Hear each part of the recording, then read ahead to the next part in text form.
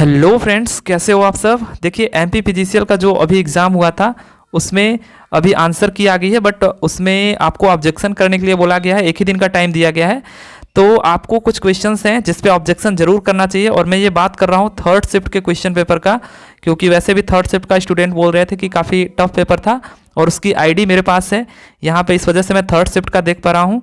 और जो भी क्वेश्चंस गलत है मैं खुद उस पर ऑब्जेक्शन करूँगा, क्योंकि मेरे पास इसकी आईडी है। और जो भी स्टूडेंट जिनको फर्स्ट शिफ्ट या फिर सेकेंड शिफ्ट में प्रॉब्लम है, कुछ क्वेश्चंस अगर उनमें भी आपको गलत लग रहा है तो आप उसको भी ज़रूर कमेंट करें, उस पर भी ऑब्जेक्शन करेंगे, ठीक है। और हम लोग देखेंगे कि कौन कौन से क्वेश्चन गलत है और उसके पीछे का रीज़न क्या है, हम जो ऑब्जेक्शन करना है हमें उसमें क्या रीज़न देना है, ठीक है।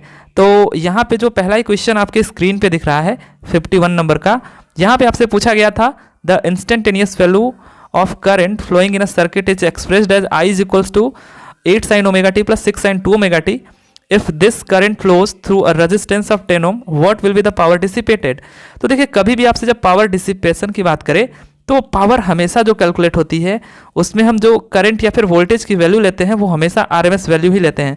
तो यहाँ पे भी IRMS का स्क्वायर इंटू आर, यहाँ पे हमको ये पावर डिसिपेट दे देगा, जिसमें हमको IRMS पहले निकालना है यहाँ पे, क्योंकि करंट गिवन है, और R से फिर मल्टीप्लाई कर देना है। तो फिर इसका RMS निकालना आपको पता होगा कैसे हम लोग, जब हमारा अल्टरनेटिंग करंट गिवन होता है तो कैसे हम लोग RMS वैल्यू निकालते हैं। तो ये सिंपली आपका हो जाएगा IRMS इज इक्वल्स टू, यहाँ पे सिंपली क्या हो जाता है, ये 8 square by 2 plus 6 square by 2, that is अगर हम टोटल कैलकुलेट करें तो ये 64/2 हो जाएगा, प्लस 36/2 हो जाएगा। और यहाँ पे आप देख सकते हो कि ये 32 हो जाएगा, प्लस यहाँ पे 18 हो जाएगा। 18 अगर हो गया, इसको अंडर रूट में कर दिए तो ये सिंपली आ गया हमारा अंडर रूट 50, ठीक है। तो अंडर रूट 50 आ गया। और आपको क्या पता करना है, पावर डिसिपेटेड। अब IRMS हमको पता है अंडर रूट 50, तो IRMS स्क्वायर कितना हो जाएगा 50 इंटू आर हमको गिवन है 10। तो जैसे हम इसको मल्टीप्लाई करते हैं तो ये हमारा 500 आ जाता है, और 500 कहीं भी ऑप्शन में गिवन है नहीं, ठीक है, 500 वाट। तो इस तरीके से आप बता सकते हो कि आपने जो क्वेश्चन पूछा है उसमें कोई भी ऑप्शन आंसर के साथ मैच नहीं कर रहा है, इस वजह से इसको करेक्ट किया जाना चाहिए, ठीक है। सो यहाँ पे आप इस तरीके से लिख करके इसको ऑब्जेक्ट कर सकते हो। तो इसमें पहला क्वेश्चन आपका ये रहा, जिसको आप ऑब्जेक्शन के लिए डाल सकते हो। और इसकी जो आईडी है मैं आपको बता देता हूँ, वो है आपका 63068 यहाँ पे है, फिर 021 और 3684, ठीक है। ये क्वेश्चन आईडी है, आप अपने रिस्पॉन्स शीट से मिला भी सकते हो, और आप चाहो तो आप भी इसको ऑब्जेक्शन के लिए डाल सकते हो। मात्र 85 रुपये फीस है इसकी, और वो रिटर्न भी हो जाएगा अगर सही हो जाएगा तो, ठीक है। और सही होना ही होना है। तो पहला क्वेश्चन ये रहा। देखते हैं दूसरा क्वेश्चन। देखिए दूसरा भी क्वेश्चन जो आपका है, how many units of suspension type insulators are needed for a 66 kV line if each unit is rated for 11 kV। तो ये भी क्वेश्चन काफ़ी अच्छा है, और काफ़ी सारे स्टूडेंट इसमें 6 आंसर टिक करके भी आए हैं, कुछ स्टूडेंट इस पर 4 भी आंसर टिक किए हैं। बट मैं यहाँ पे आपको कुछ चीज़ें क्लियर करना चाहूँगा कि कैसे ये क्वेश्चन गलत है। देखिए यहाँ पे जो हमको सस्पेंशन टाइप इंसुलेटर का नंबर है वो अगर कैलकुलेट करना होता है तो हम लोग क्या करते हैं, सिंपली इसके लिए सिंपली ये होता है आपका VL बाई अंडर रूट 3 अगर हमको लाइन वोल्टेज गिवन है तो, और यहाँ पे इनटू हम लोग इसको डिवाइड कर देते हैं जो भी यहाँ पे रेटेड वैल्यू होती है। तो डिवाइड करने का मतलब ये नीचे मल्टीप्लाई ही हो जाएगा, तो ये 11 हो गया, ठीक है। अब यहाँ पे हम लोग इसके साथ प्लस सेफ्टी फैक्टर भी ऐड करते हैं, ठीक है, सेफ्टी फैक्टर। तो ये आपका कुछ फार्मूला होता है, इस तरीके से आप number of suspension type insulator के यूनिट्स को निकाल सकते हो। तो अब अगर इसमें हम लोग देखें तो यहाँ पे हमको 66 kV लाइन वोल्टेज गिवन है, तो 66 यहाँ पे अगर हम लोग रख दें, और बाई अंडर रूट 3 इंटू 11 और प्लस सेफ्टी फैक्टर। देखिए सेफ्टी फैक्टर का क्या कॉन्सेप्ट है कि सेफ्टी फैक्टर में हम यहाँ पे या तो 1 रखते हैं या तो 2 रखते हैं, ठीक है, जनरली मतलब ऐसा बात किया जा रहा है अगर गिवन नहीं है तो। बट अभी जो आपके सामने एक UBPCL का एग्ज़ाम हुआ था उसमें हूबहू यही क्वेश्चन था, सेम ऐसा ही क्वेश्चन था, उसमें सेफ्टी फैक्टर 1 लिया गया था, ठीक है। और 1 अगर लिया गया था और आप भी यदि इसको 1 लेते हो तो इस तरीके से आप देख सकते हो कि इसका जो आंसर निकल के आएगा ये तो आपका हो जाएगा 3.46 प्लस 1, तो इससे आ जाएगा 4.46। तो अगर आपके सामने यहाँ पे 4.46 को अगर आप कन्वर्ट करोगे तो ये या तो 4 में आना चाहिए, या तो बहुत ज़्यादा होता तो 5 में आता, ठीक है। हालांकि 4 ऑप्शन में गिवन है, तो आप ये इसको करेक्ट मार देते, ठीक है। और यहाँ पे अगर सेफ्टी फैक्टर आप 2 लेकर के चलते तो ये बहुत करता, तो 3 में अगर आप 2 जोड़ते तो ये 5.46 हो जाता। तो इसका मतलब ये हो गया कि आपका जो करेक्ट आंसर होना चाहिए था वो 5 होना चाहिए था, या फिर मान लीजिए कि 6 के करीब पहुंचता हुआ नज़र आ रहा था। बट यहाँ पे जब सेफ्टी फैक्टर दिया ही नहीं गया है तो हम क्यों मानकर चले 2 या फिर 1, ठीक है। यहाँ पे हम लोग डिफ़ॉल्ट में 1 भी ले सकते हैं या फिर 2 भी ले सकते हैं। तो आप कह सकते हो यहाँ पे रीजन में कि चूँकि सेफ्टी फैक्टर नहीं गिवन है, इस वजह से यहाँ पे सेफ्टी फैक्टर हम लोग कुछ भी चूज कर सकते हैं और उस हिसाब से कोई भी आंसर मैच नहीं कर रहा है, ठीक है। तो यहाँ पे इस तरीके से इस क्वेश्चंस को आप गलत कर सकते हो, बट हो सकता है कि वो अपना कुछ दिमाग लगाए और बोले कि नहीं 6 ही इसका करेक्ट आंसर होगा, आप सेफ्टी फैक्टर 2 मान के चलो, या फिर ऐसा वैसा कुछ भी।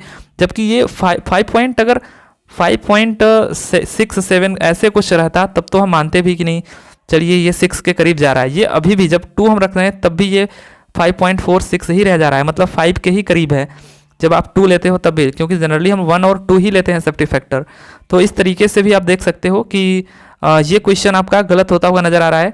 तो इस क्वेश्चन को भी आप ऑब्जेक्ट कर सकते हो। यहाँ पे क्वेश्चन आई डी इसकी है 63-0-68-0-21, ये सब कॉमन है, केवल यहाँ पे 37-18 लास्ट का आपका है 37 और 18, ये क्वेश्चन भी आप ऑब्जेक्ट कर सकते हो।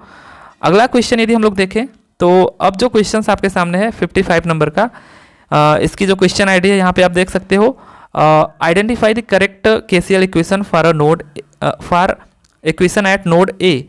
तो इस नोड पे हमको केसीएल सिंपली लगाना था।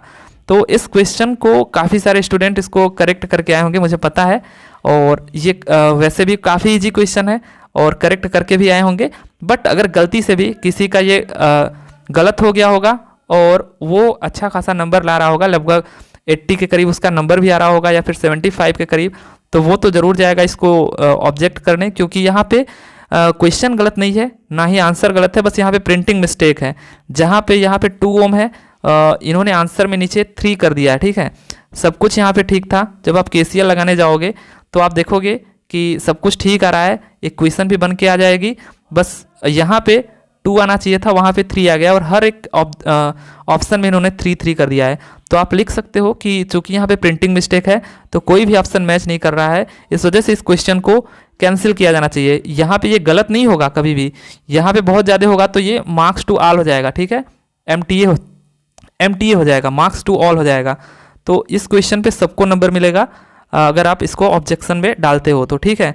अदरवाइज कुछ स्टूडेंट ऐसे भी होंगे जिनका ये सही होगा और उनके अच्छे खासे नंबर आ रहे होंगे, तो वो तो कहेंगे भाई ऑब्जेक्शन नहीं करेंगे, क्योंकि उस पर मार्क टू ऑल हो जाएगा।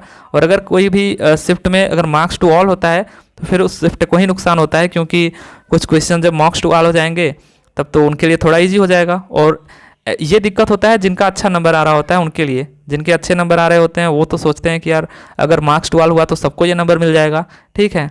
बट फिर भी आपको जैसा लगे आप ऑब्जेक्शन कर सकते हो। अगला जो क्वेश्चन है यहाँ पे आप देख सकते हो, what is the Thevenin's equivalent resistance at the terminals XY for the circuit shown in the figure. तो ये भी क्वेश्चन आपका सेम अभी जैसा पिछला हमने किया, यहाँ पे अगर आपको थेवेनिन इक्विवेलेंट निकालना है इस X और Y के अक्रॉस, तो आप सब कुछ निकाल रहे हो, करेक्ट आ रहा है, फिर भी यहाँ पे 2 ओम जो आ रहा था, मतलब 1 3 2, मतलब ये कितना हो गया, 2 3 5 1 6 हो गया, और ये 3 पैरेलल में है, तो यहाँ पे 6 + 3 दैट इज 18/9, यहाँ पे 2, लेकिन यहाँ पे सब किलो में है, तो इसका मतलब ये हो गया कि ये 2 किलो ओम आना चाहिए था, बट यहाँ पे 2 ओम है। तो ये भी वही है कि यहाँ पे प्रिंटिंग मिस्टेक है। तो अगर आप इसको इसके लिए ऑब्जेक्शन करते हो तो वो भी मार्क्स टू ऑल में ही जाएगा, MTA में ही जाएगा, बट यहाँ पे आपको ऐसा नहीं होगा कि अलग से इसके लिए आंसर दिया जाएगा, ठीक है। तो आप चाहो तो इसको ऑब्जेक्शन के लिए डाल सकते हो, अदरवाइज आप इसको छोड़ सकते हो, ठीक है। तो ये कुछ क्वेश्चंस रहे, 4 क्वेश्चन थे जो कि ऑब्जेक्शन के लिए आप डाल सकते हो। अदरवाइज ये जो लास्ट के 2 क्वेश्चन थे उस पर तो MTA होना ही होना है, क्योंकि ये उनको भी दिखेगा कि यहाँ पे हमने प्रिंटिंग मिस्टेक किया है, तो MTA हो जाएगा, ठीक है। बाकी मैं तो अभी जा रहा हूँ करने, क्योंकि यहाँ पे मैं उन 2 क्वेश्चंस को करूँगा, इन 2 क्वेश्चंस को नहीं करूँगा, क्योंकि जिसने भी ये किया है उसका ये दोनों का दोनों करेक्ट है, तो फिर मैं क्यों ही करने जाऊँ। बाकी जिनको लगता है कि मेरा अच्छा नंबर आ रहा है और ये दोनों क्वेश्चन वो गलती से गलत कर दिए हों, तो वो कर सकते हैं इसको ऑब्जेक्शन, ठीक है। बाकी आपको लगे कि और भी क्वेश्चन इसमें गलत हैं तो आप नीचे कमेंट कर सकते हो क्वेश्चन आईडी के साथ और क्वेश्चन नंबर के साथ, मैं उसको ज़रूर आपको सॉल्व कराऊंगा, ठीक है। तो ठीक है, फिर अगर हुआ कोई क्वेश्चन तो ज़रूर दीजिएगा। चलते हैं, thank you, tata, bye bye.